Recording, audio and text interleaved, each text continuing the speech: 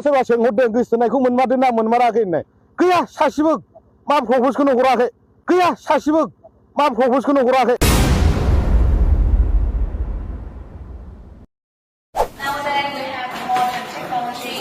We almost don't use it anymore, but still can cook it right now. We have other material. Maybe in the country don't have this. Can you just explain? खुलुमबाय रायजोफोर आरोबाव फिथांखि blog YouTube चेनेलनिफ्राय रायजो राजा बयनिसिमबो दिनैनि फुंबिलिनि गोजोननाय जासिहरनाय जाबाय। स' रायजोफोर दिनै आं नोंसोरजों सावरायनो थाखाय मोनथाम मोनब्रैसो बिषयनि भिडिअ लानानै फैनाय जादों। जों दिनैहाय गिबिसिनथारावनो नैबे सावगारिनि सायावहाय एसे खोनासंनानै लाग्रोगोन।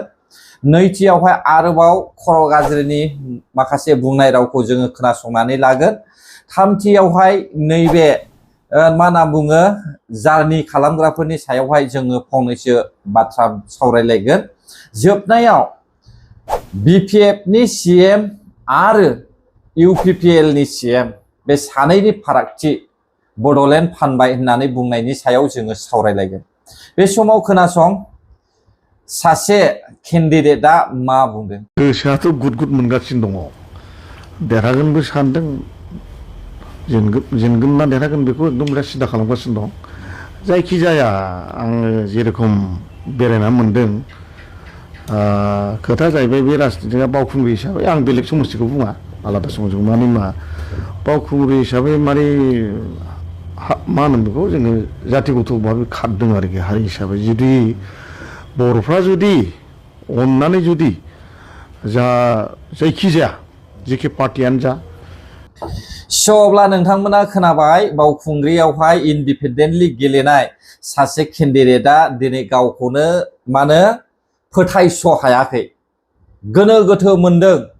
मानोना देरहागोन ना देरहाया बेखौहाय बिथाङा ओरैबायदि डाउट दंखायो। फारसेथिं मा होनो रिजाल्टआ गाबोनो रिजाल्ट होसिगोन दे रायजो राजा नोंथांमोन। दा बावखुंग्रि बियाबावहाय प्रतिभा बायद' मेडामानो आंनि मथेब्ला थांगोन रायजोफोर। प्रतिभा मेडामानो थांगोन आरो बिनो थांखानांगौबो। मानोना रुपम रयआ बर'नि खामानि मावा, मिथिबायना?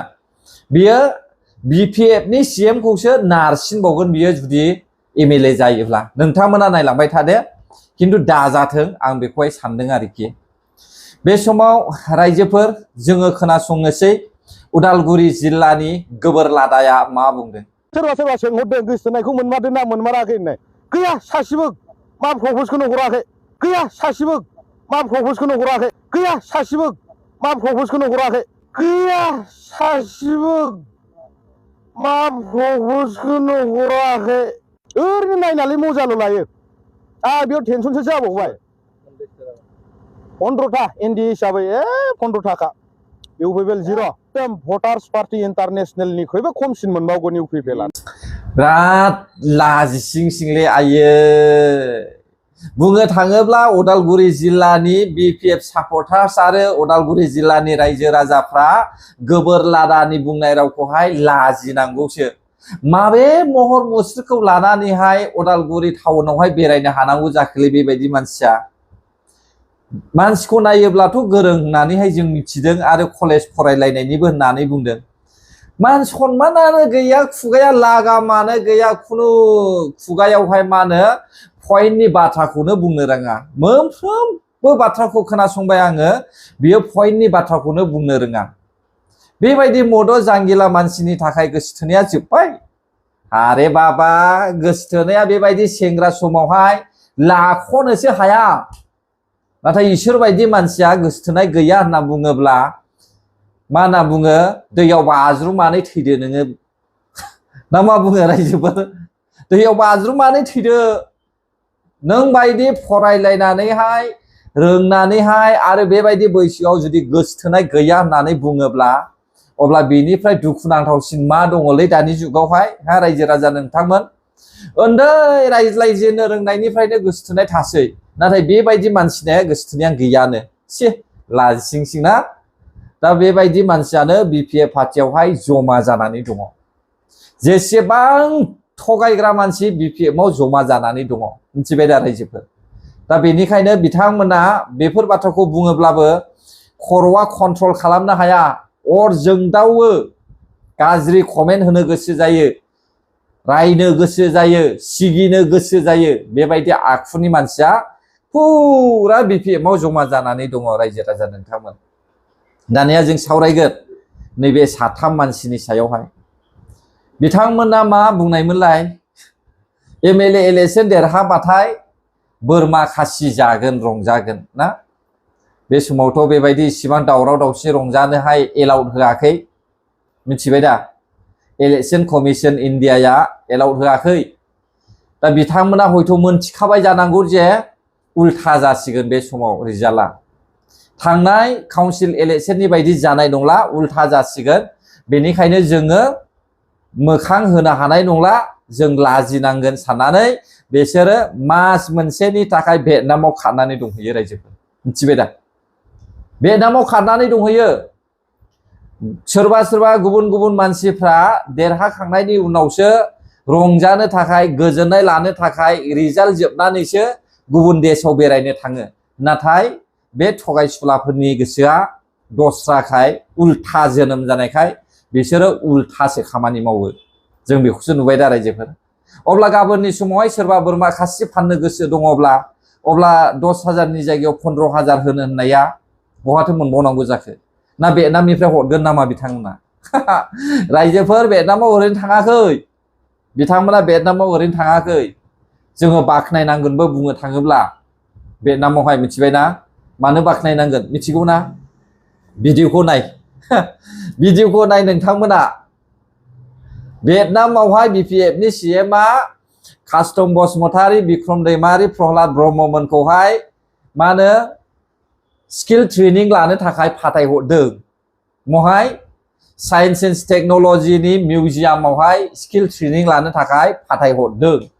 दा बे मिउजियामखौहाय नायनानै बिथांमोना रायजो राजाफोरनोहाय खोन्थाफैनांगौना दा बिपिएफनि सीएमआ इसेबां नलेज गैया बेनिखायनो बे साथाम मानसिखौहाय होजोंहाय ट्रेनिं फाथायहरदों भियेटनामावहाय नङाब्ला थांनाय नङामोन खोमा ना बिथांमोना भियेटनामनि गोबां ट्रेनिं लानानै फैसिगोन बाय इलेक्शननि थाखाय रायजो राजाफोरखौहाय थगायनो थाखाय ना थगायनांगौनि खोथा दङ एक नाम्बार थगायसुला दानिया मा रायजो राजा नोंथांमोन इउपिपिएलनि सीएम आरो बिपिएफनि सीएम नोंथांमोना मोननै भिडिअ नुगासिनो दंखायो बे भिडिअखौ जों बयबो मिथिखागौ 1 तारिख मे ना बड'फा उपेन्द्रनाथ ब्रह्म सारखौहाय मान बावनो थांनाय रुंसारि दे फालिनायावहाय बेवहाय भिडिअ नुथाय बियो दानिया आं मा बुंनो सानदों मिथिबाय बिपिएफनि मानसिफ्रा बुंगासिनो दङ इउटिअए नि मानसियाबो बुंगासिनो दङ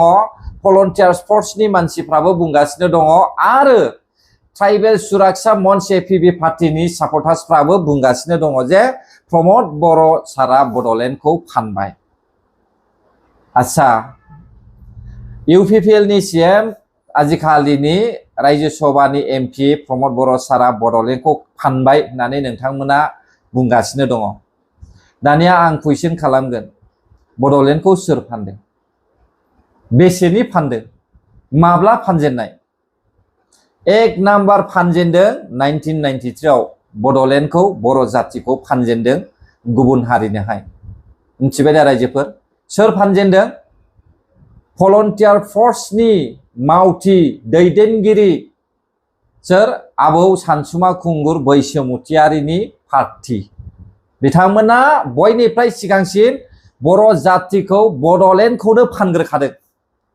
मिथिबाय बड'फा उपेन्द्रनाथ ब्रह्म सारनि जे बड'लेण्ड सोदोब बेखौहाय बिएससि एकर्डआवनो सिफायजेनखादों आरो नैथियाव हाग्रामा महिलारि बिपिएफनि सीएम बिटिसि एकर्ड खालामनानैहाय बड'लेण्डखौहाय फानबावबाय मिथिबाय दा दानिया फैयै फैयै आरोबाव बे बड'लेण्डखौ बायनानै लाबोफिननो थाखाय सेस्था खालामै उफाय गैला बारा जाबाय मानसि बुथारलायनाय होसोख्रुबज्लायनाय नायनो हाज्लायै पार्टियान पार्टि ओंखारगासिनो दङ खुनु सान्ति गैला बेयावहाय बेखौहाय नोजोर होनानै दाना बड'लेण्डनि जायगायाव मा लाबोखो बिटिआर लाबोबाय मानो होनोब्ला भारत सरकारनियावहाय बड'लेण्ड बानायनायनि मोनसे मा होनो आइडियानो गैथ'ला मिथिबाय दा बड'लेण्ड बानायनो हानायनि भारत सरकारनावहाय जेबो थांखि गैथ'ला बेनिखायनो मा खालामखो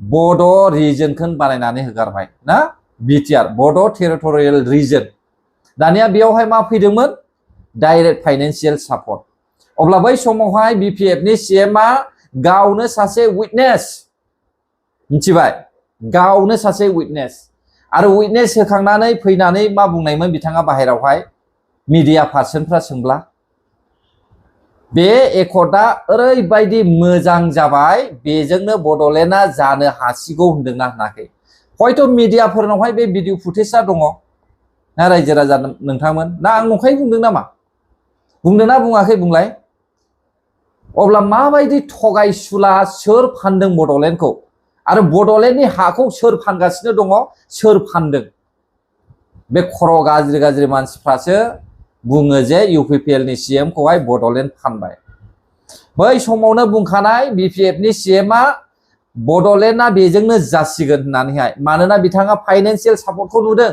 फाइनेन्सियेल सापर्ट मोनबायब्ला बड'लेण्डआलाय माथो बेसेबां खामानि बेसेबां गोब्राबाव हा माथो बेसेबां खामानि दंबावो बेखौहाय लाबोनो थाखाय जेराव फाइनेन्सियेल पावारखौनो मोनखाबाय जोङो फैसानि पावारखौनो मोनखाबाय बिजों लोगोसे होम पावार मोनगोन जोङो बिजों लोगोसे पुलिस पावारबो मोनलांगोन जोङो दा बेखौ सापर्ट खालामनांगौमोन दानिया मा सानखो हाग्रामा महिलारिजिया सप्तासेनि उनावहाय बिटिआरआ दावदै गलानो थगायजेनबाय रायजो राजाफोरखौ थगायजेनबाय फरायनानै नाय बिटिआर एकर्डआव मा लिरनाय दङ फाइनेल एन्ड कनफिडेन्सिभ लिरनाया बेवहाय बड'लेण्डनि सोमोन्दै दङ नामा फरायनानै नाय ओरैबायदि थगायगासिनो दं बर' रायजो राजाफोरखौहाय दासिमबो मिथिबाय दा सोरबाया क्रेडिट लानो मिथिबाय सोरबाया सिटआव जिरायनो सेनो बिपिएफनि सिटखौ सेनो इउपिपिएलनि सिटखौ सेनो जुजिगासिनो दङ नाथाय नोंथांमोना मोजां फरायनानै नाय आं बुंगासिनो दंखायो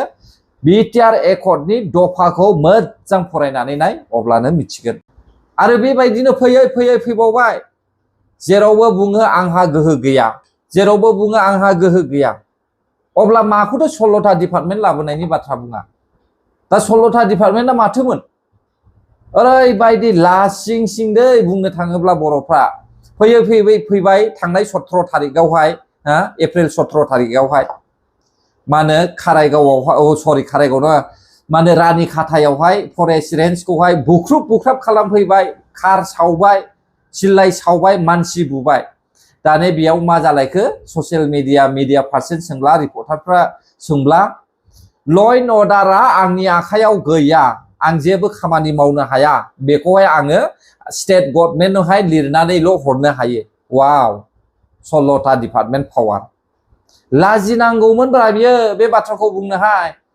माथो बिपिएफखौ सापर्ट खालामग्रा मानसिफ्रालाय बुंगासिनो दङमोनलाय बिटिसिआ गाव हारसिंनो पावार दङ गाव हारसिंनो आयेन बानायनो हानाय गोहो दङ अब्ला नोंथाङा आयेन बानायनानैहाय बे मा होनो इलिगेल खामानि मावग्राफोरखौ नायबिजिरमोन ना मानोथो हायाखै रायजोफोर लाजिनाय मोनोलै जोंफोर मिथिबाय दा जोंफोरबो मिथिगौ एसेबां मोनथिद्रायि नङा मिथिबाय दिनै गाबोन ससियेल मिडियायाव इउटुबाव गुगोलाव सार्च खालामब्ला गासैखौबो मोनजोबो आदुवाफ्रासो बिदिखौहाय मिथिया मिथिबाय अब्ला गोजोन्थों रायजोफोर जायफ्रा आंनि भिडिअखौ जोबजासे नायबाय बर' हारि जै जाथों जै बर' हारिनि